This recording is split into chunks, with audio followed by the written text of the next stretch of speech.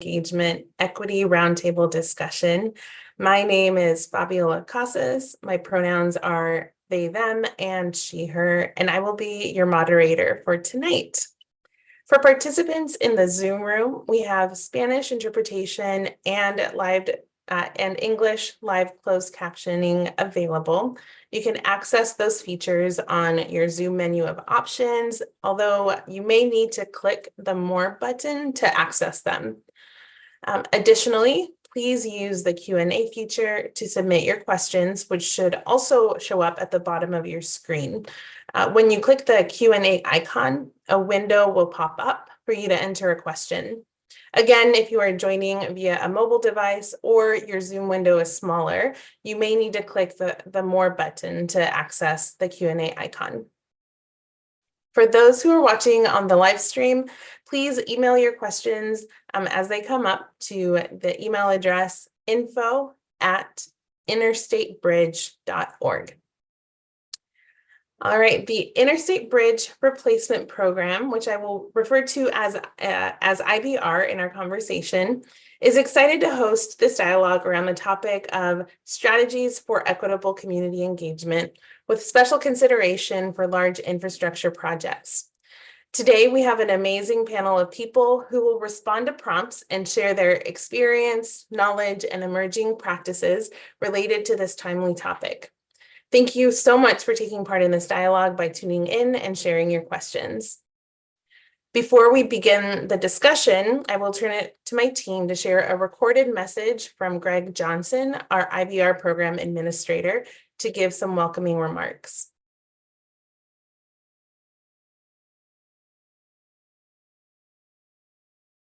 Thank you for joining us for this evening's Equity Roundtable, Strategies for Equitable Community Engagement. Our Equity Roundtable series provides an opportunity to hold important discussions around various aspects of equity in infrastructure work and supports our commitment to equity by bringing different voices to the table and centering equity priority communities. History has shown that certain community groups have too often been left out of transportation planning and decision-making. This has resulted in harmful residential displacement, adverse environmental impacts, and inaccessible transportation options, not only here in the Portland area, but across the US. So to serve our equity priority communities and avoid further harm, major infrastructure projects like the IBR are engaging with communities differently. Our goal is to build a multimodal bridge that is responsive to the needs of all travelers and residents. Tonight, we will talk about innovative community engagement strategies being used in our region and beyond. We will discuss, listen, and learn how to maximize engagement with equity priority communities to ensure they are empowered to have their voices heard.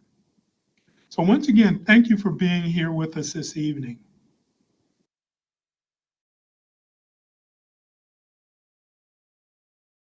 Wonderful, thank you. And we will continue by introducing our wonderful panelists. First, I'll start with Katie Belliconi. Katie is currently the IBR Public Affairs Lead. As a Clark County resident, Katie is deeply invested in this region and infuses her passion for the community throughout her work. Katie's background includes a wealth of experience in the transportation and infrastructure sector. She is intimately familiar with planning, policy, and public service delivery within the greater Portland region and has led community outreach and communications programs within communities for the past decade. Katie, thank you so much for being with us here tonight. Next up, I'd like to introduce Karen Morrison. Karen is the Executive Director and founder of Odyssey World International Services, known as OWIS, a 501c3 education nonprofit that provides hope, resources, and solutions for today's most pressing social justice issues. Under her leadership as president and in collaboration with the public school system, OWIS began its advocacy in Spokane, serving refugee families. In 2014, Aui's relocated to Vancouver, Washington, and has since expanded its partnerships and collaborations with several local nonprofits. Its services include resource referrals, advocacy for our most vulnerable communities, including the food and housing insecure, and programming that provides education and support services to BIPOC and other disadvantaged youth. Karen, thank you so much for joining us tonight. Next, I will introduce Timur Holov. Timur has been a member of the Slavic Community Center of Northwest for over 10 years, starting as a volunteer and recently taking on the role of board chair. His leadership through the pandemic has been a testament to his commitment to the community. As an immigrant from Tajikistan, Timur brings a personal understanding of the challenges faced by those starting anew in a different country. This perspective has been vital to his work, particularly in addressing issues of health inequity that emerged in 2020. Timur, thank you so much for joining us tonight. Next up, I will introduce Marcus Mundy. Marcus has served as the Coalition of Communities of Color's Executive Director since 2018. Mr. Mundy has also served as the President and CEO of the Urban League of Portland, Vice President and Regional Compliance Officer for Kaiser Permanente Northwest, and has a host of other leadership positions. He currently serves on IBR's Community Advisory Group, as well as the Community Benefits Advisory Group. Marcus, thank you so much for joining us tonight. And last but absolutely not least, I will introduce Sharon Pisut. Sharon is the Executive Director at Partners in Careers, also known as PIC, having started with PIC as the Operations Manager in 2011. She is passionate about connecting people to resources and addressing the root causes of poverty. She is a 2004 Leadership Clark County graduate and received the Outstanding Alumnus Award in 2013. Sharon is active with Leadership Clark County and enjoys investing her time in other local nonprofits and community agencies. Sharon, thank you so much for joining us tonight. Those are our incredible panelists. Thank you once more to everyone joining this conversation tonight to share your knowledge and lived experiences, as well as everyone tuning in to listen and share your questions. As a reminder to participants, these forums intentionally center equity priority communities, particularly Black, Indigenous, and people of color, people with limited English proficiency, and persons with lower income perspectives. And one more reminder, again, if you are joining us in the Zoom room, please use the Q&A feature at the bottom of your screen to submit your questions. When you click the icon, the Q&A icon, a window will pop up and you can enter your question. And a reminder to those who may not see that icon on their screen, you may need to click a More button to access that feature. And one last reminder, if you're now tuning in and watching on another platform, if you have a question, when those come up, please email those to the email info@interstatebridge.org.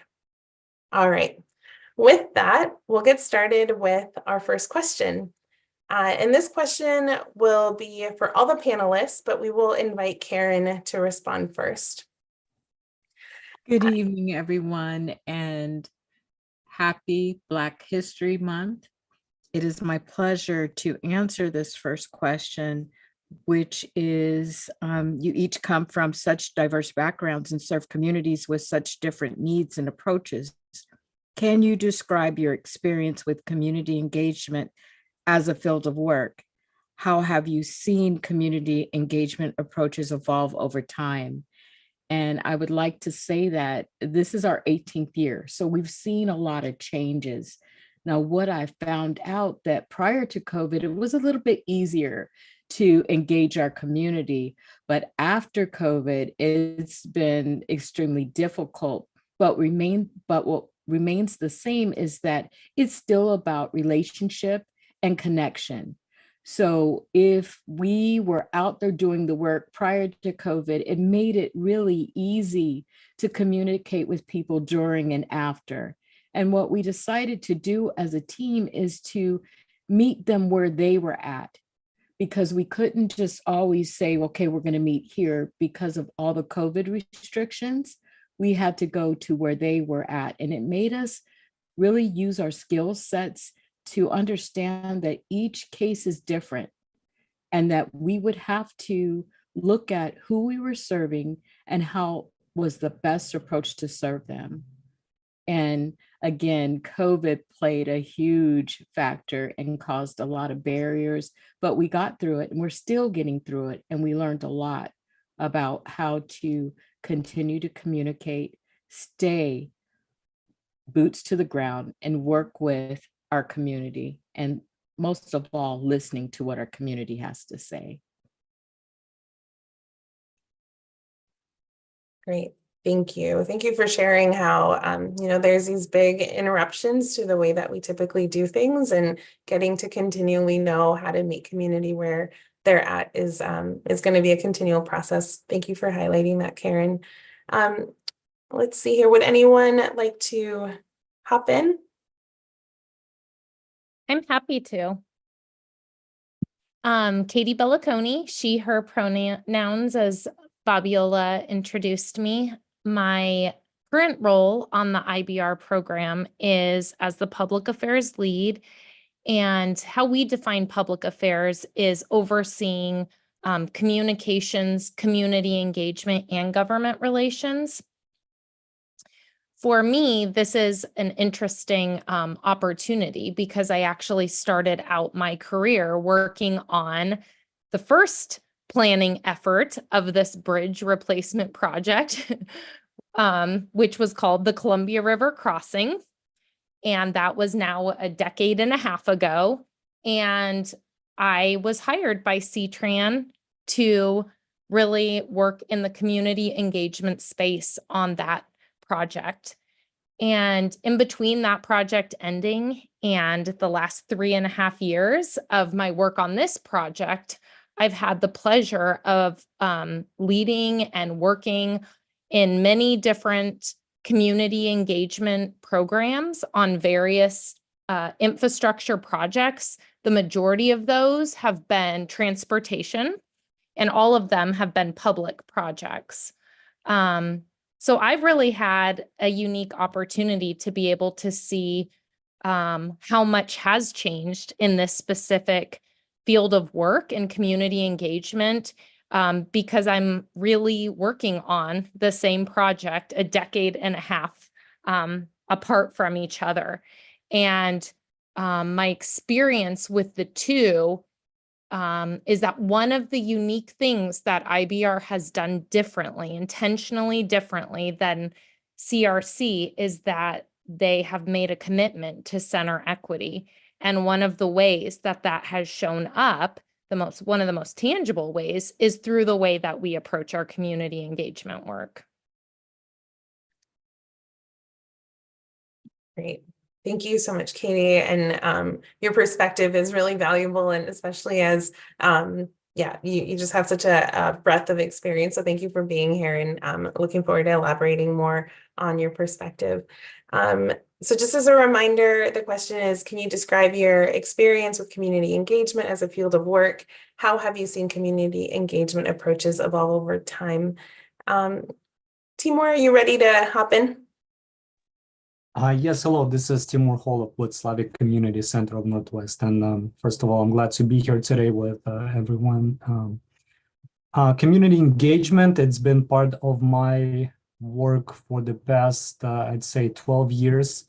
And, kind of being in the field of advertisement and my work with the radio and the newspaper and the magazine, I'd say that it has changed, but we're really working with this diverse community And I'm talking about the Slavic Eastern European communities that speak multiple languages. They come from a variety of different countries.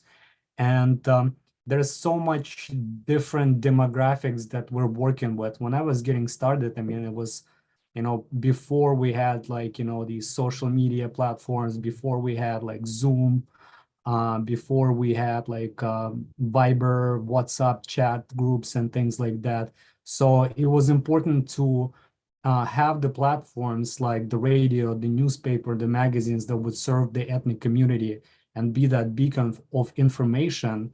And to be honest, like the people that immigrated to the United States in the early 90s, they still rely on those traditional carriers to get their information from. So the newspaper, the radio, the magazine, they're still very in demand, and there's a lot of like readership. There's a lot of listeners that tune in and pick up those traditional media carriers for their information. But we're also starting to see a lot of people, a lot of refugees, immigrants that are coming in, especially in the past few years in Ukraine, from Ukraine and from other former Soviet republics. And a lot of them, they're starting to use more of the newer kind of technologies, right? We're seeing a lot of social media groups come up, a lot of Facebook groups, Viber chats, WhatsApp chats, and we're always trying to kind of be that kind of a platform and stay up to date. So we're utilizing a lot of those carriers, new ones and the traditional ones, to make sure that we're reaching as many different folks as possible. Because even though people that came in the like early 90s, we want to make sure that they also have that information available to them and that they're out and making their voices heard as well. So to reach those people, we still kind of rely on those traditional platforms, traditional media carriers. And we're also engaging through social media, through Instagram, through Facebook, through different chat apps and things like that, to kind of spread the information and bring people to the table from different age groups, from different backgrounds, because it's very important that they also are participating and making the decisions technically for the future. Great. Thank you. Yeah, I really appreciate you bringing in and highlighting just the changing demographics and also our changing technology and how people connect with one another. So thank you for that piece, Timur. All right, how about Sharon, you ready? Absolutely. Thank you. And thank you for allowing me to be part of this panel. Hello, everyone. I'm Sharon Pessett, and I'm with Partners in Careers, which is a nonprofit in Clark County that helps people get back to work. So we're addressing barriers. And in this specific work, as far as community engagement, the last 15 years, I've been involved in that, first with a health advocacy organization that was more on the educational side, letting the community know about the social determinants of health and beginning to light that discussion up, right? And so it was more information sharing. Now, in the last 12 years, when I've been with Partners in Careers, it's been more engaging with our clients to find out what their needs are. How do we connect into community resources? How do we, as Karen said, meet them where they are? And as Timur said, use new technology. We work a lot with immigrants and refugees. Right now, that's a big number for us. And they're coming from a lot of different places with a lot of different different cultural backgrounds. And so that has been kind of what we've been engaging in recently, is how do you make those connections, build those relationships, and provide that material in a way that is responsive to their needs. The biggest change that I've seen over the last 12 years specifically is that there's more of a two-way street. Initially in community engagement, especially in projects like this, and Katie, I remember the Columbia River Crossing very well. It was more pushing information out to people, right? And as Katie said, that you guys have done a very intentional job of kind of shifting that. And so I've seen a huge difference in community engagement where there really is a two-way street. It's not, here's the information, we want you to have it, we want you to just to take it and go. Now it's how do we get input back on, one, to do it better, to make sure there's an understanding. And with all of our immigrants and refugees, there is a real different perspective of why they would engage in something like this process? What value is it, right? And how do they even understand that? So that's what I've experienced. So thank you. Great. Thank you so much, Sharon. Yeah, so many wonderful touch points, and I know budding relationships that have been in the works here for a while. Marcus, I'll let you close us out in this first question. Thank you, Fabiola. I see, normally it's age before beauty, but you took the 4 beauties and then left the age at the end. So thank you for that. I appreciate that. And I appreciated the comments of the 4 people who preceded me because they said a lot of what I was going to say. I appreciated hearing about the logistics from Karen and Timur and how those have changed, and Katie, and even Sharon's comment about it used to be that usually government, but sometimes business would come in and just be very extractive. They would go to community and pull the information out. They would take the data, they would just helicopter in, and then they would check the box and say, we spoke to community. And then they would use the data, whatever way they wanted to do it, or just ignore it outright and still go to where they wanted to. They already came with the endpoint in mind. And Sharon's right. Now, a government and business, when they do it from time to time, it is more of a back and forth, and it's not just extractive. It's slightly more collaborative, slightly more understanding people's perspective, and a little bit more committed to weaving in what people know into what's best for the overall project. So that's the evolution that I've seen over time, is that now maybe it's societal forces, maybe they have figured out it's good economics to actually involve the people whose lives you hope to influence by bringing them into the process. But whatever their rationale, they're doing that a little bit more. So I'm glad to see that change, and that's what that's my observation. So thanks for the question. Yeah. Awesome. Thank you, Marcus. So Marcus, I'm gonna keep you online so you kick us off on our next question here.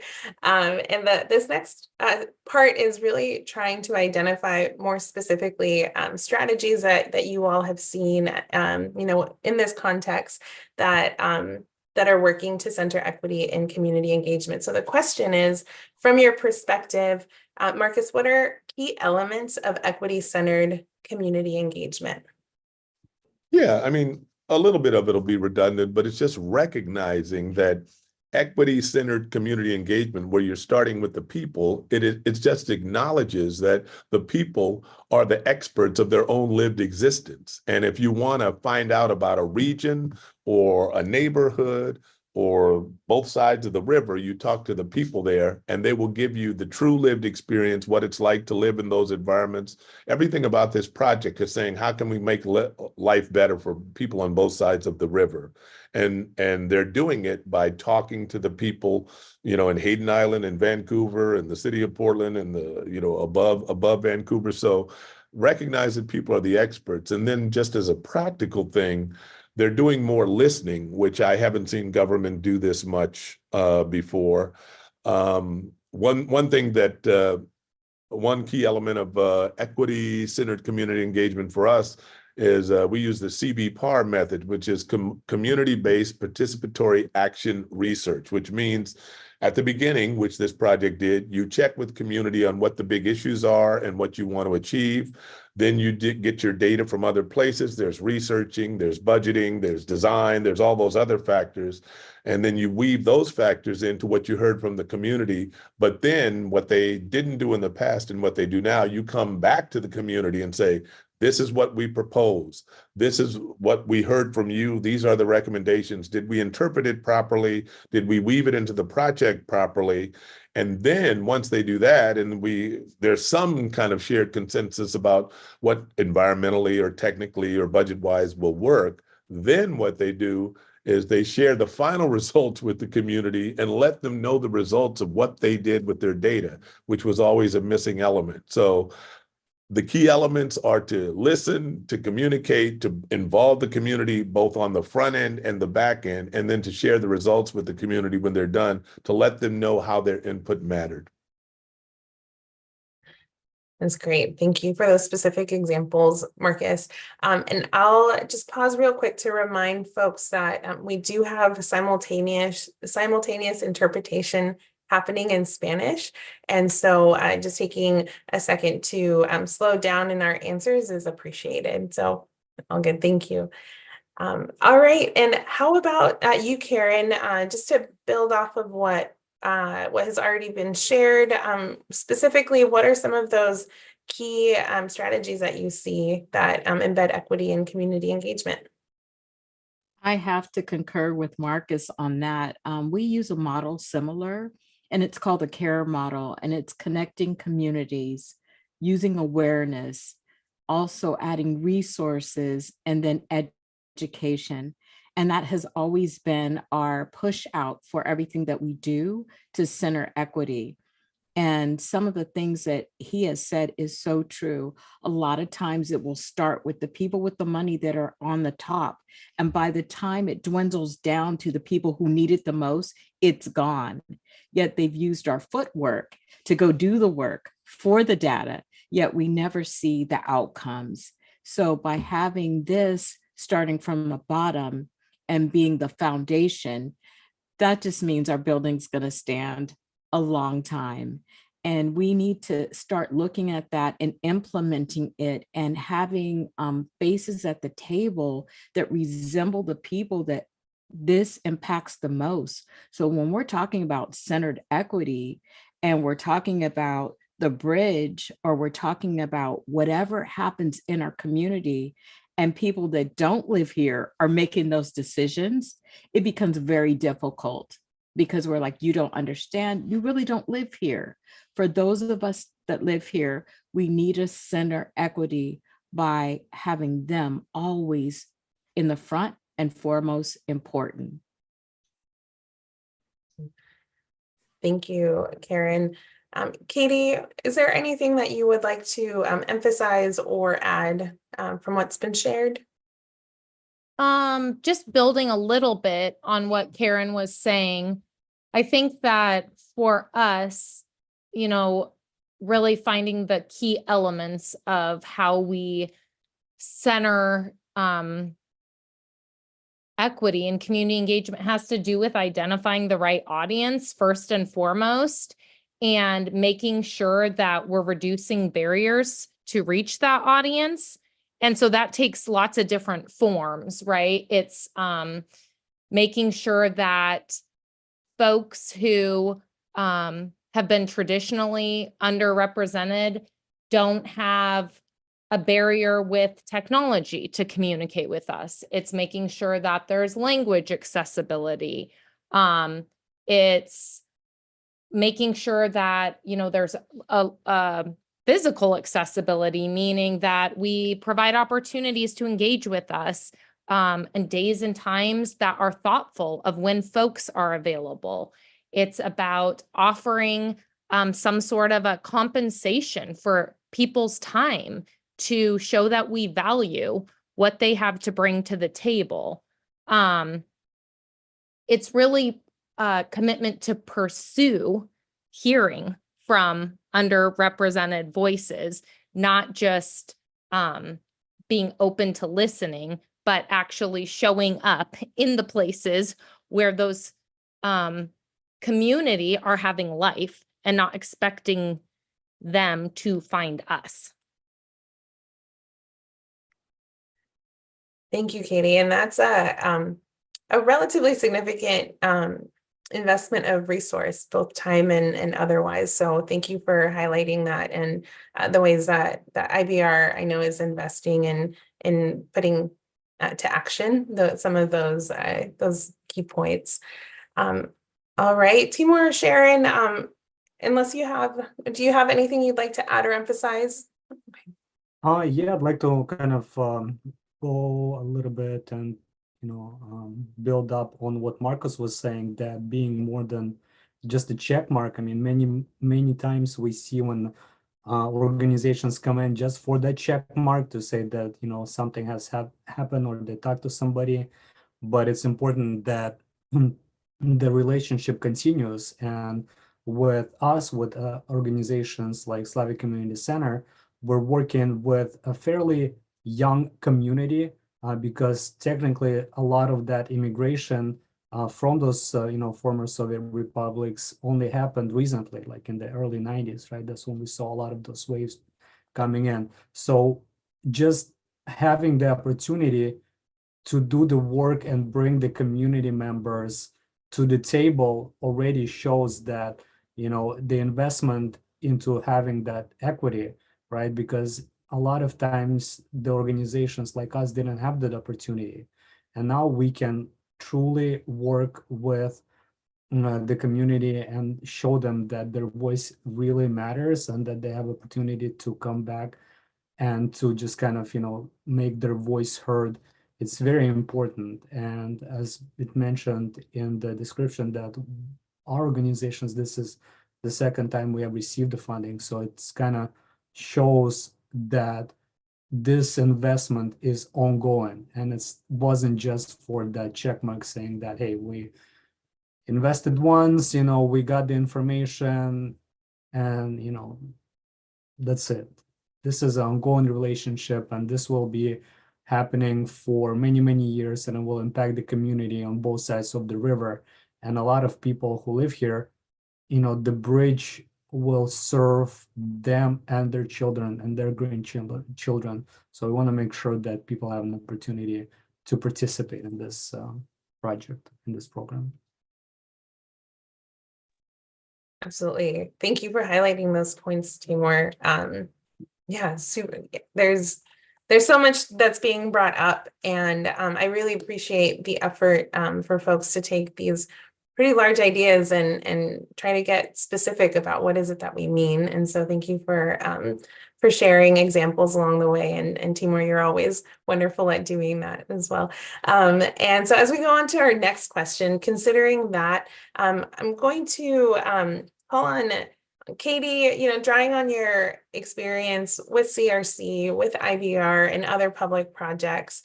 And then Marcus, I'll invite you just to think more on that work that the Coalition of Communities of Color is doing to have that community-informed policy and research.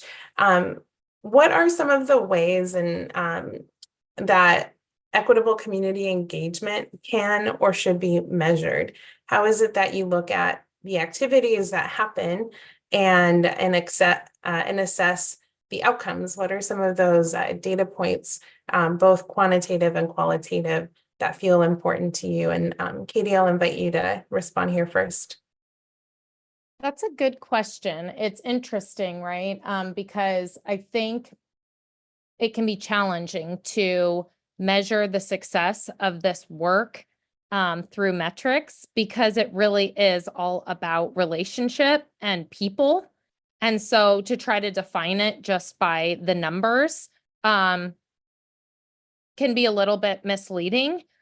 But if you really are talking about metrics, the way that the IBR project has approached it is that we have an accountability dashboard on our website that tracks all sorts of different metrics, if you will, for the program, program-wide, not just about community engagement or equity initiatives, but there is a section that highlights several metrics that we regularly track on a quarterly basis and then make that visible for the public. And some of those include, the number of documents that we've remediated during that time period, the number of meetings that we provided ASL services, the number of meetings we provided captioning, closed captioning services. And we have other metrics as far as how many different rounds of CBO mini grants that we have offered and how many applicants we had. And, those types of things, as far as the numbers, there's a lot of numbers you could go into, but I think it is a curious question of, does that directly equate to impact and effect, right? And I think that's more one I pose generally to, I guess, our other panelists and our audience, where I think that there is some success that is certainly achieved by making sure we're showing up and committed to doing these things that are tangible things that we know have influence over being able to reach audience members. I think some of the things that are less tangible in the metrics are when we hear from community through our equity roundtables or conversation or surveys, that we look at the information that was communicated back to us specifically about how effective our engagement practices are to certain demographics. And we be willing to let that influence, let that be the judge, whether we're hitting the mark or not, and let that influence how we are moving forward in our practices. Yeah, that's great. Go ahead, Marcus. Thanks, Fabiola. Thanks, Katie.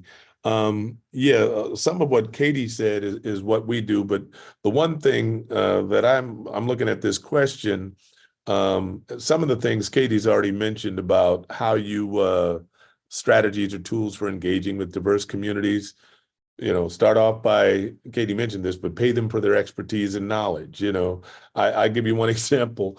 We just participated in on this side of the river in Oregon, a state disparity study where they had this team of very, very highly paid consultants, and yet the consultants outreach to community and wanted everybody from community that they pulled into this to get their information, their time, their resources, their Zoom, their this, totally volunteer, totally unpaid. Now the consultants were being paid, but the community was not, and they had the basis of information from which the outcomes of the disparity study would have benefited. So that's just a starting point. But there's other no-brainers in there: stipends for people to come, transportation there, as Katie said, the varied times, the language, have food there, have daycare there. These are all the things. You knock down the barriers to community participation, and the community will participate. The other thing that we've learned is that research, the government entities, the larger entities, the dominant institutions are used to getting quantitative data. But many of the stories much of the information that comes from community, they like to call it anecdotal, but it's qualitative. And focus on the word quality in that. It's qualitative data that they're data gatherers, and they're telling their story. They're using narrative. And what we do, we have a Research Justice Institute at the Coalition, for example, and we take that qualitative data and then translate that into metrics that the dominant institutions understand. But people have to realize that data is as valuable, if not more valuable, than pulling down incomplete data from the census or from the 5-year survey or from the county data, because what it captures is not always complete. And what community data does for you, when you have that qualitative data, it fills in those gaps that you didn't even know you were missing until you heard it. So that's what we do. That's why community data is so valuable. There's value to some of the more quantitative data, but the way we look at it, analyze it, and then push it out there so both dominant and the culturally specific and the community organizations understand it and the community understands it, that has the real value on this type of work. So.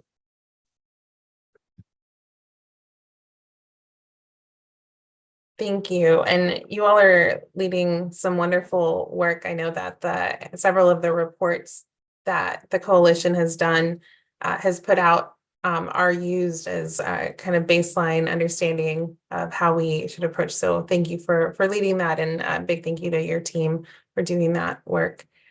Before we go on to the next question, I'll see if Karen, Sharon, or Timur, is there anything that you would like to share about ways that your organizations or how you've seen other organizations or projects measure equity? Just to quickly, again, piggyback of what Marcus was saying, that, You know, unfortunately, we live in a country where that, quantitative data is very important. Like people in the state, they like their numbers.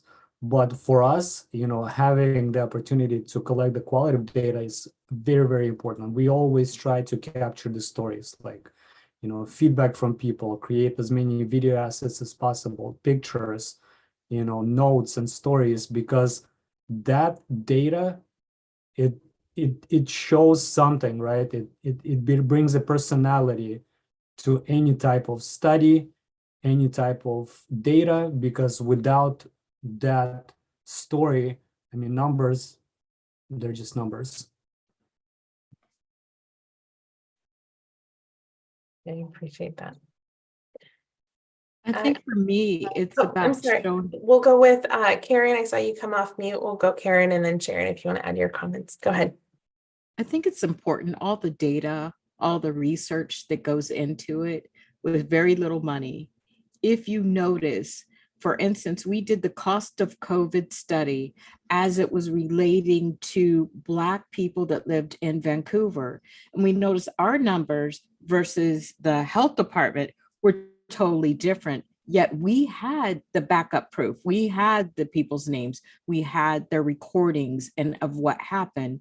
When we compared it to what they had, this anonymous tracking system, it was like, okay, so what did happen? Because we had different numbers based on our research and based on the surveys and the real people, real time that we did the study. So a lot of times that can happen where, yeah, you're going for the quantity, the data, the research. But if you notice when you're doing it versus when someone else is doing it, it's different. And then I just want to say what needs to change is a lot of us, we are boots on the ground. We know the people that we serve. We've heard their stories, but there is a mistrust when you bring someone else in to hear the same stories. Whether you're working with someone that's undocumented, they're not going to trust everybody. They're not going to speak the same way when other people are around. So we have to make sure that we begin to work with partners that the people that we work with, they trust. Because without that, you're not going to hear the real stories. Thank you. Sharon, would you like to? One quick comment about the stories, and I agree. Marcus started with that, and Timur said that as well. What we've had success with is more using the stories to highlight the inequities. We work in the world where when we're working with outside people in the community, those stories have been so helpful in humanizing those numbers. And really, while we're not necessarily talking about measuring equity, we're talking about measuring the impact of sharing the inequities. So that's all I wanted to add. Yeah, thank you for bringing that perspective in, Sharon. All right, this next question will be for Sharon and Timur. And Timur, I'll have you be the first to respond here. And just to give a little context, IBR has offered 2 rounds of miniature grant opportunities for community-based organizations to help further connect the program with our equity priority communities in and around the program area. Both of your organizations were grant recipients in 2021 and again in this most recent phase, and we are immensely grateful for your partnership. Based on those experiences, working with our IBR program, and Sharon, drawing from your experience working on CRC or just thinking about other large infrastructure projects similar, what are some practices you think have worked well to implement meaningful and inclusive community engagement on large projects like IBR? I'll let you go first, Timur. Thank you. As the question says, meaningful engagement. I think it's very important for us and for organizations that we partner with, is for CBOs to do what they do best, is being those boots on the ground, allowing us to do that engagement because, the community, they know us, they trust us, and they want to be with us. And kind of like, a great example is the pandemic. As Karen said that, during the pandemic, there were a lot of skewed numbers that were provided by, different organizations, health authorities, right? And they were just numbers. Try to go through those numbers and, make sense of them. It was very hard. I like that, the state of Oregon, they took an approach of working with over 100 CBOs and letting them be the ones who are serving their community, right? Because a lot of communities that we represent, there was a lot of mistrust in the government back in their countries of origin. So the community, technically, they don't trust, big organizations, especially like the government, the health department. So when they put out a round of funding opportunities for CBOs to provide wraparound support, do outreach. We were fortunate enough to also be recipient of some of those funding. And, we just, like Karen said, we were able to make a big difference. We served over 7,000 people with wraparound support.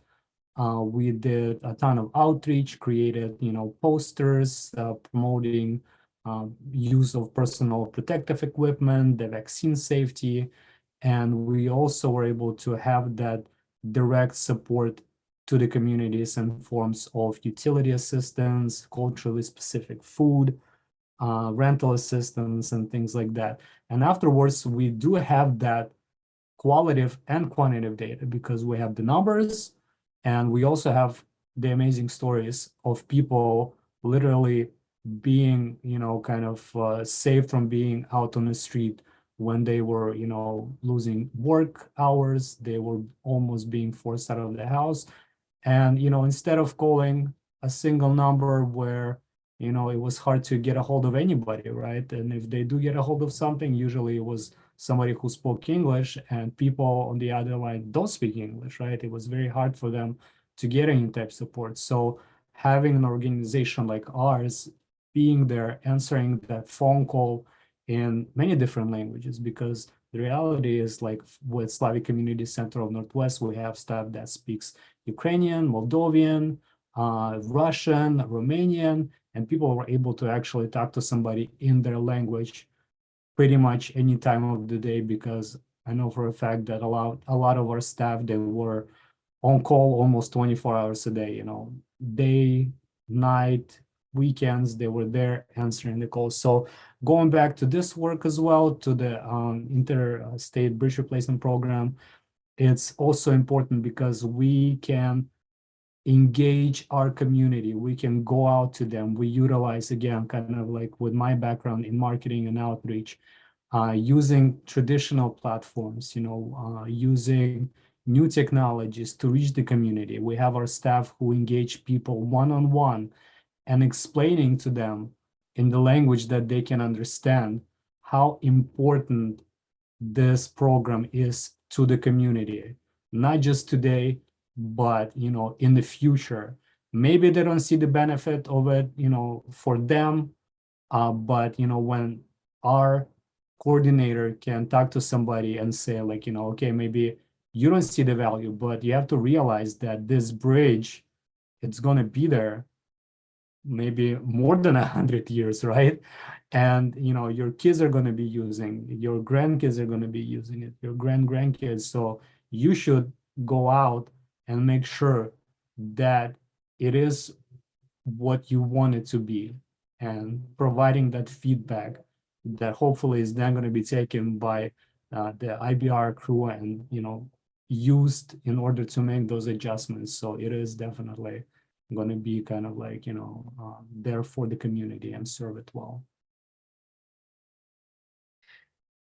Great, thank you. Yeah, and I'll just highlight that a big part of how the mini grant program is designed is to look at how we expand our communications platforms, as well as having more of those in-person or virtual gatherings of people. So that's a part of what went into selecting our partners on this. And there was a lot of interest, and I'm really grateful to have the program happening and you all here as a result of that as well. Sharon, do you want to go ahead? Yeah, just a couple of comments. Timur hit it right on the head. Getting those organizations involved early, so that with trusted resources for them, and meeting the clients where they are. And it's been you guys have done a phenomenal job this round with providing excellent materials, having multiple ways for the individuals to engage. Spot on. Wonderful, thank you. All right, well, we are going to go on to another question before we open it up for audience questions. So just a quick reminder for participants and folks watching on various platforms. Please submit any questions you have via the platform that you're on, or emailing in a question to info@interstatebridge.org. And so after this next question, we will take a few of those. So this next question is open to everyone, and I'll invite Katie to go to start us off.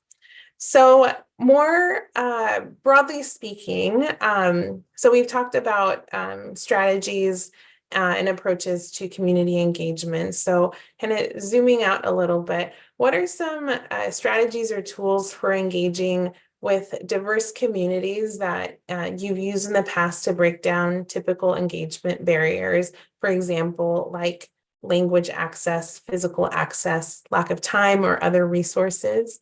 And I know some of those have already been shared. Just wanting to see which ones you would highlight as having worked particularly well. What are some challenges that you've noticed in any particular strategy that you want to talk about? And if you have an example or a story that you want to use to highlight that, yeah, love to hear that. Yeah, thank you for the question, Fabiola. There are a lot of different techniques, I would say, that we have tried on the IBR program. Many of them we've already referenced here tonight. But when I think about what I think has been most effective or innovative, what I'm most proud of that this project has done, it's really probably two things. It's what we have done with the CBO mini grant program. And really, it's because to me, that's at the heart of an acknowledgement of what has not gone well in community engagement for a long time, which is that it's been a challenge to have folks who know a lot about community engagement practices or the project that they're working on try to reach members of different communities that they don't have any relationship with. And that's just not effective. And so building upon the recognition that that is a broken structure that isn't effective, this is a very clever, creative strategy to acknowledge that, recognize that, and put a tool in place to empower others who are leaders within those communities to have the resources to essentially join the team and expand who the project has at their kind of resource to reach to folks that can be effective within the communities where they already have relationship, trust, respect. And it's a very effective way that I feel very proud of the way that we have done it in honoring and recognizing expertise and relationship that other folks have. So that's one thing, is the mini grant program. And the second I would say is, again, similarly, as far as the financial component, was when we started on the IBR program a few years back, it was pretty, I don't want to say innovative, a stretching experience for the DOTs to be comfortable providing compensation for community members to participate in community engagement activities. So that is a little bit different than the CBOs, where we are providing funding for folks to be an extension of us and provide service and do the work. But what I'm talking about is just paying folks to participate as a member on our community advisory groups or our different community activities.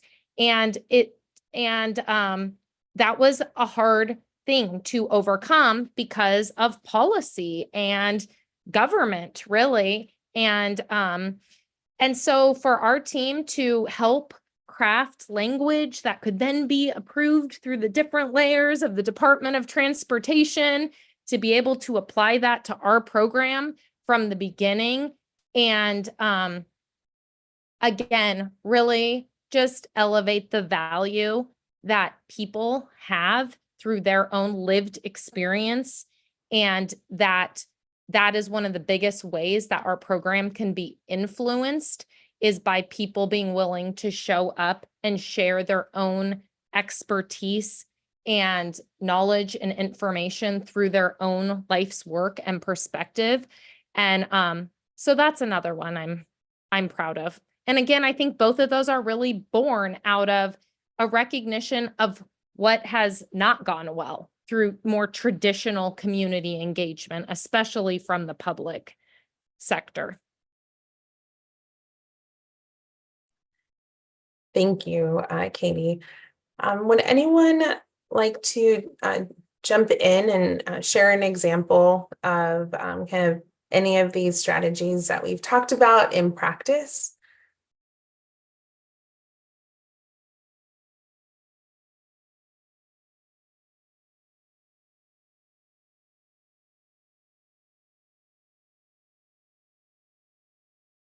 I'll let folks think for a few more seconds. Timur, you want to go ahead? Yeah, I mean, I just don't want to be the one who does most of the talking, but I think it was important to also kind of mention and highlight what Katie was saying, that, you know, having an opportunity to have that incentive to the community members to come out and make their voice heard. I think that makes a whole lot of difference. As Marcus mentioned, that sometimes the community felt like they're being used for their information and for their feedback and don't get anything back for that, while a lot of, like, you know, consulting agencies, a lot of groups, they're, you know, getting paid for the work that they're doing, but technically the community does most of that footwork and provides a lot of and wastes a lot of time providing that feedback. So having an opportunity to receive at least some sort of compensation, and with the IBR being able to provide that compensation, and now hearing that it did take a lot of wordplay, right, to make sure that it fits the policy to kind of be able to provide that. It's, you know, it's something that deserves recognition. I would just add, if it's all right, Fabiola, that what Katie said, what Timur said, the data is better. It's not all about the compensation. The compensation is just showing respect to the community for their time and expertise and experience, but the data is better. The end product that the governments get is better. It's better for everybody in the community to have these incentives to get people to the table. The outcome is always better when you have input from those communities. So some people will hear the comments about, oh, stipends and compensation and travel as, oh, they just want some money for this thing. But the data becomes better when you have people who have the lived experience to inform the process. So. Thank you, Marcus. Karen, I saw you come off mute. Did you want to add? Well, mine is to combine some strategies that work by maybe offering people who ride the bus a free day. But in order for that free day, what you would ask them to do for the Spare the Air day is to answer like 3 survey questions and just having it on a placard on the bus system, using more innovative, creative ways to let them know what the IBR program is about and how they can engage that way. I just don't think we always use what's out there. Yeah, I appreciate it. And yeah, and it just makes me think of how much more innovative we can be in addressing barriers and the problems that we face by supporting those types of dialogues and the processes. Thank you, Karen. Timur or Sharon, would you like to go ahead, Timur? Just one more comment, what Marcus was saying, that the incentive is good and it serves as that, you know, a way to bring somebody to the table, right? Like, for example, just yesterday, we held a workshop around emergency preparedness, right? And there was no incentives, but, you know, people still came out, and just giving them an opportunity to communicate with each other around important topics. I mean, we were able to just dive deep, and we're able to talk to the community members to better understand like what are their concerns, like what they want to get put into an emergency kit in case of an emergency. I think that the incentives are good, but sometimes they serve as just that one kind of a way to bring them in, right? But then when people do come in, they really open up. And if it wasn't for that initial incentive, you know, we would have been missing a lot of those voices from the table. But they are meaningful, they're very important, and they're able to just, you know, tell a story. Great, thank you. So we really great conversation. Thank you all so much. We have been getting questions from the audience, and in the interest of time, we have selected a couple to continue this conversation at this moment before we ask our final prepared question. And so I'm going to start. Marcus, I'm going to ask for you to respond to this question, and it says, do you see a change in government and large project use of community engagement, and how does this change impact the success of the IBR program? And I'm asking you because as you've described, you know, your perspective on the evolution of community engagement projects, community engagement practices, and in particular, I'm curious from your perspective with IBR on the Community Advisory Group and the Community Benefits Advisory Group, when you think about as that representing voice on those programs, and you're thinking about how to assess the success of the IBR program from that lens. I'm curious how how you want to respond to this question. I think I have the question. I think I remember it, but my thing is, to me, it's jurisdictional. If I understood the question correctly, they wanted to know how well governments are doing some of what you described, and some governments have embraced this kind of approach, this kind of community engagement approach. Not always an equity-based approach, but frequently they're doing a better job with community engagement. But that can be very specific to the jurisdiction. Sometimes the state at the top says, hey, we're for this, but you're dealing with ODOT or WashDOT, and they're a little bit more reluctant. They have different ways, and this perspective hasn't infiltrated its way into the bureaus in the department sometimes. So sometimes it's very jurisdictional. You might have a really engaged city or city council and a very recalcitrant administration that's at the state level. So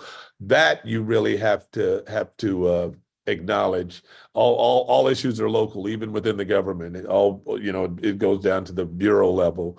But in general, I would respond that yes, I've been in this kind of non-CBO world since maybe 2006. And it has been a market change since then across most jurisdictions. It's been a big change. They have been more engaged. They have, if not embraced, they have been open to the kind of community engagement interactions that we're seeing exist. But there's only a few shining examples. I would say IBR is a shining example of how to do engagement. I can think of only a few other jurisdictional processes for community engagement that have been as forthright, as earnest, and as comprehensive as IBR.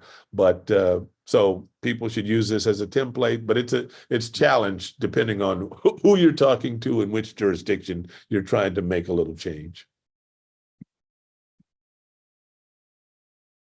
Yes, and thank you for being, a part of that process with us and highlighting that.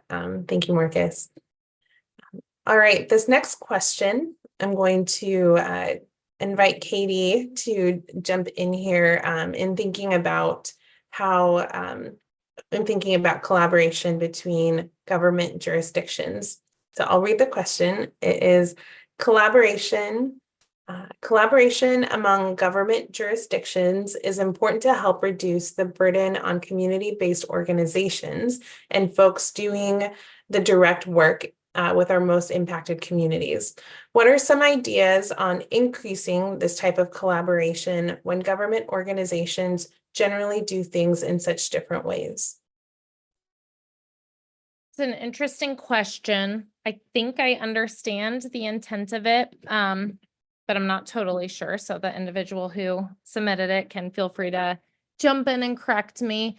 I think it might be referencing or acknowledging the way that community can feel like engagement fatigue, essentially, and that, we have different jurisdictions working on their own priorities for whatever their purpose is. And I've seen it many times over again as someone who's worked for, little government jurisdictions on pretty small scale projects all the way up to a mega project like this. And one of the challenges is, how do we coordinate, meaning the governments, the jurisdictional agencies within a region, to make sure that we're leveraging information that we're getting through our engagement work, information we're getting, feedback we're getting through conversations and surveys and CBOs and tabling events, and how can we intentionally apply that to our project, but also City of Vancouver's work or the City of Portland's work or Metro's work. And so that Metro's not also trying to reach out to the same hard to reach communities who are busy and fatigued and have their own lives with their own priorities, and trying to ask those same individuals a lot of times to also engage in the same way on their project or initiative or issue. So I think that's the problem that maybe is being identified in this or highlighted. I think the solution is very tricky because government agencies, by their very definition, they are charged with one thing to oversee and manage, and it doesn't necessarily coordinate or relate to any other jurisdiction. I think for IBR, we're in a very unique position, of course, because there are so many jurisdictions that have ownership within this project. And so I think that we do have an opportunity to directly coordinate with and influence or be influenced by the different activities, communities, feedback that we get through all of our, especially 8 program partners who are represented by 4 on each side of the river, and try to really coordinate our efforts through tight conversation, coordination and collaboration with their own communications and community engagement teams so that we really are working towards the same goal. That was a general answer, but kind of some of my initial thoughts. It's a lot of work and there are no shortcuts. And so I appreciate that that perspective of how much work it does take to get that alignment and be in coordination. So thank you, Katie. This next question is open to anybody. I'll see. I'm going to post it here so you can see it. The panels can see it. And the question is, I would love to hear about any experiences folks have had with opposition or obstruction to these community-centered practices. There are always allies within institutions and agencies that hold power in these kinds of projects, but how do you navigate the decision makers who don't, quote, get it and don't want to? Give you a minute to, or I'll give you a few seconds to think about it.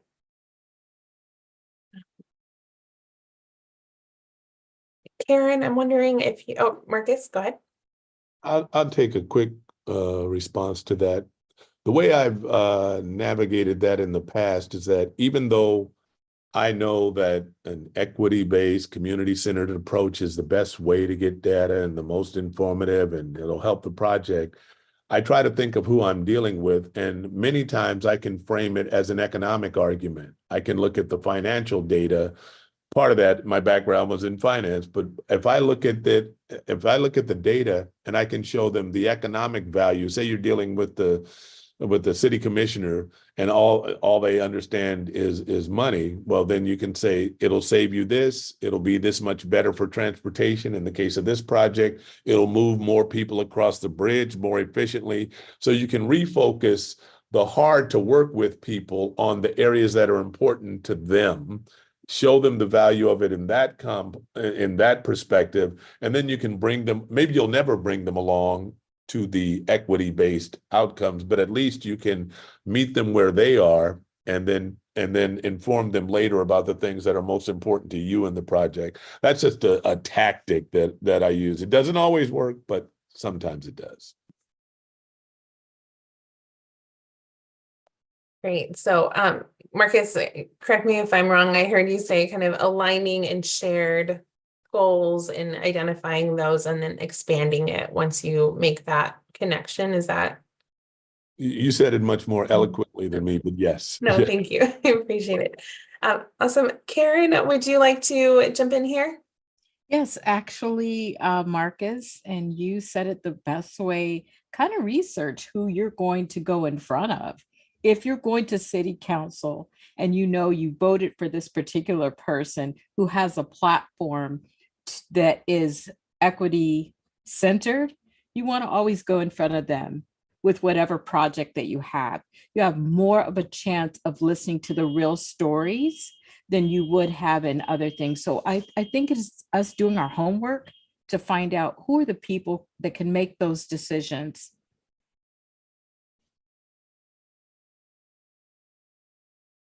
Yes, thank you. And having an understanding of that of that structure too is so important. Mm-hmm. Thank you. All right, we have time, I think, for at least one more question. And this one I will open up to whoever would like to jump in. So the question is around is getting additional thoughts on the qualitative data and storytelling. I'm wondering if anyone has some examples they'd like to share where they've seen projects similar to IBR really elevate this data, those stories and lived experiences.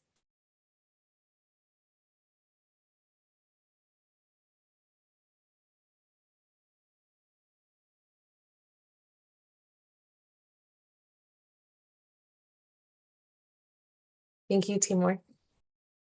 Yeah, going back to the pandemic, as I mentioned, like, we were fortunate enough to work with the Oregon Health Department on the wraparound support to the community. And I remember that, you know, in the beginning, we were creating culturally specific food bags to the community. And we had a lot of, you know, people, especially elders, who were losing their significant other ones to the COVID, you know, and we had a lady come in once and she said, you know, she was so grateful and she shared her story with us about her losing her husband, who recently passed away from COVID. And he was the, you know, the breadwinner, I think that's the right expression. And he was bringing home the food and providing for her. And when he was gone, she was pretty much left devastated and didn't have any income to provide to herself. And when we were having those distribution events, you know, she showed up and, you know, we provided her with a couple of, you know, culturally specific food bags. And she was so grateful. She was crying, and we talked to her like one of our CHW's community health workers talked to her, and, you know, she gave her kind of consent to record one of those, like, you know, testimonials. And she talked about how, you know, she needed this support to survive. And then we were able to kind of create a video and share it with, you know, the Department of Health, and they saw it. And I think that really kind of made a difference. And we were able to create more opportunities for the community. And again, kind of like, you know, providing more wraparound support and doing a lot of that outreach on the continual basis. So I think that quality of data kind of played a big role here. Just, you know, having that story and be available to the decision makers, because a lot of times they might not, you know, read through all of the notes, but it's very easy to see something like a short video, right, where an actual person is sharing the story.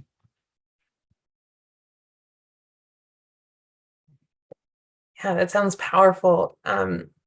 I would like to move us to the last question, but does anyone have any other quick examples they'd like to share? I Katie? can just highlight a couple quickly. You know, I spoke before about more of a lot of the metrics and tools and techniques. Something that is more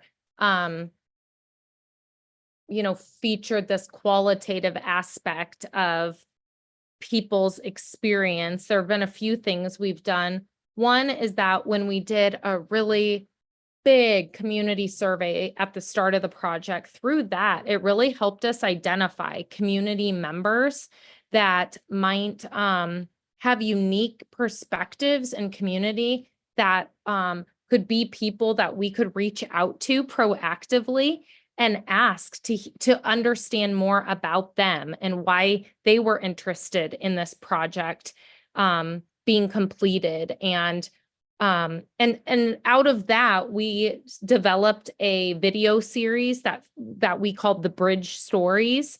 And so that's on our website still today. And that features a lot of different perspectives from community about history of folks that were in this area when, you know, other big transportation work has happened, and the ways in which that was really detrimental to this area and community, and what they were looking for to be different through this process. And it's a whole range of things. It's about what is your bridge story here in this context? So that's one of the really powerful things that we've done. We've also highlighted different CAG members that sit on our community advisory group and had them be elevated through different media interviews that we've done to try to feature and highlight the qualitative aspect of what is brought through these individuals that have stepped up to connect with us and serve as part of this project. Thank you, Katie, and an encouragement for folks to check out those bridge stories. It's a really great example. All right, if anyone has other examples, I encourage you to weave it into your response to the last question. So we're gonna, I'm just gonna do a bit of a summary of and framing of how we think about equity really quick on IBR, and then go to the last question. So on IBR, we consider equity in both terms of process and outcomes. We've talked a lot about what equity might mean related to process, ways we can foster greater inclusion that invites those diverse perspectives as a program makes decisions and considers its impact. And we think of outcome equity as a result of successful process equity. And we've touched on what that might look like in thinking about ways we might measure efforts, or, those examples of how stories can make a difference in the outcomes. So as we close out, I invite you to get aspirational and share some final thoughts on what equity means to you when it comes to community engagement. What feels timely and important to emphasize as we look towards the future? Who would like to kick us off? I'll take a shot if you don't mind. For me, this question, true equity is reached when you're not doing engagement for its own sake, because we spoke a lot about community outreach and engagement, but you're doing it with the goal of making change, and that's valuing the qualitative, valuing the narrative, the stories. It may be even more than the quantitative data. And sometimes the quantitative data will be inadequate anyway. But for us, the end game is always the policy change, or a more efficient project, or a more efficient operation. And if we cannot influence, whether it's the IBR process or any other process, why are we here? So we go into our projects, big and small, with the notion that we want to make change. And to your point about adding something about the stories, I will add this, is that those of you in the city of Portland on this side of the river know that recently the form of government has changed. In the November election, we're going to have a new form of government. We're going to have 12 council members instead of 5. We're going to have a new mayor system. We're going to have a new ranked choice voting system. And that went through the charter process, but it was changed because so many people participated in all those little informational pods that the Charter Review Commission was going through. And what compelled the change was all the individual stories they heard from all the residents of Portland who were not historically represented. Over Portland's whole existence, over 150 years, there's only been, for example, 6 city commissioners of color, 6. And all of them have been in the last about 30 years. And the sad part is, I told them then, I met all 6 of them. I shouldn't know every commissioner of color in the city of Portland over its whole existence. And yet I did, So, but the people that testified at all those individual hearings with the city and the community information pods, they really made a difference and swayed. There were 20 counselors on there, swayed the 20 people on that commission. So your voice does matter. And people can influence, and those stories were very compelling about how they were left out. So Wonderful, great example. Thank you, Marcus. Anyone else closing thoughts? What does equity mean to you when it comes to community engagement? Go ahead, Sharon.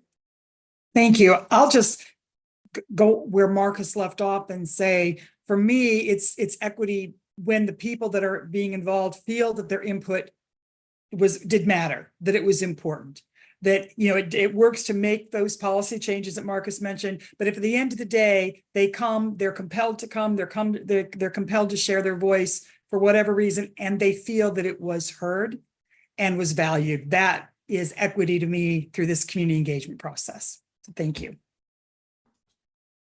I'll just build on that for a minute, which is that for us, there's process equity and outcome equity, really what we're trying to do. And a lot about what we talked about here tonight, naturally, is the process equity piece of it and what we're trying to do in the ways that we are conducting community engagement.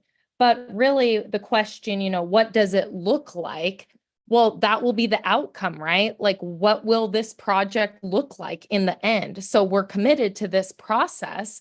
But it is interesting to think about ultimately, how this process is going to result in a different outcome project than it would have had we not have done this.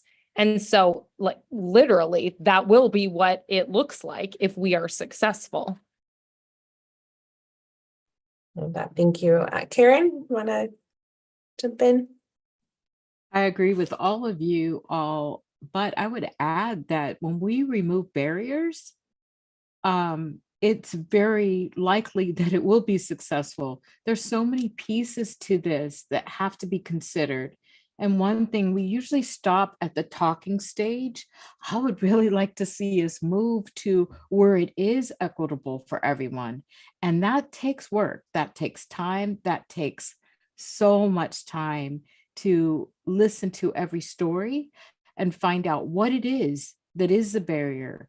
And equity just simply means that everybody is given everything that they need to succeed. And sometimes it's harder than it sounds. So when we're considering equity, we have to do it case by case. That one size fits all didn't work then, and it won't work now. So that would be my last and final statement on this. Thank you so much, Karen. Timur, would you want to come in? Yes, of course, I agree with everything that was said by the other panelists, but for us, I think it's a two-piece, right? Because as a grassroots organization, a small upcoming organization, equity for us means that, we can get the funding to pay our staff to do some of this additional work, because we do have to go that extra step to do the outreach, to explain people how important their voice is, how important it is that they participate in this process. So it's one piece that the organization is taking care of financially, so we can pay our staff for their work that they do. But also there is the community piece, right? Because having that, bringing in the community to make their voice heard, it's also very important, and it plays a huge role in the whole equity piece, because again, the community has been left in the back burner for such a long time, that us doing this kind of pretty much for the first time, right? We're able to do significant outreach, talk to people, bring them in, and then having those community members actually come to the workshops, come to the listening sessions, and they can share their experience and hopefully have their voices heard. It makes a whole lot of difference. Thank you all so much. As we wrap up, I just want to reflect back that I heard this is hard work. Thank you all so much for your commitment and being part of that continual shift and doing things different. I appreciate your commitment, the investment that we're all making, that the collaboration that we're fostering, the communication and the respect that we're trying to embed in the work that we do. So thank you so much, panelists. Thank you for joining us tonight. For those watching, thank you for spending time with us this evening. If we did not get to your question, please email us at info@interstatebridge.org. We will try to get you a response to the question, and also the recording of this session tonight will be available on our website and the YouTube channel very soon. So we look forward to continuing this conversation. For more information on future events, to schedule a briefing for your group, speak to a staff one-on-one during office hours, and more, please visit our website at www.interstatebridge.org. Stay in touch with the program through our newsletter and social media. We at the Interstate Bridge Replacement Program, thank you so much for your time. Have a wonderful, wonderful evening. Thank you all. Thank you.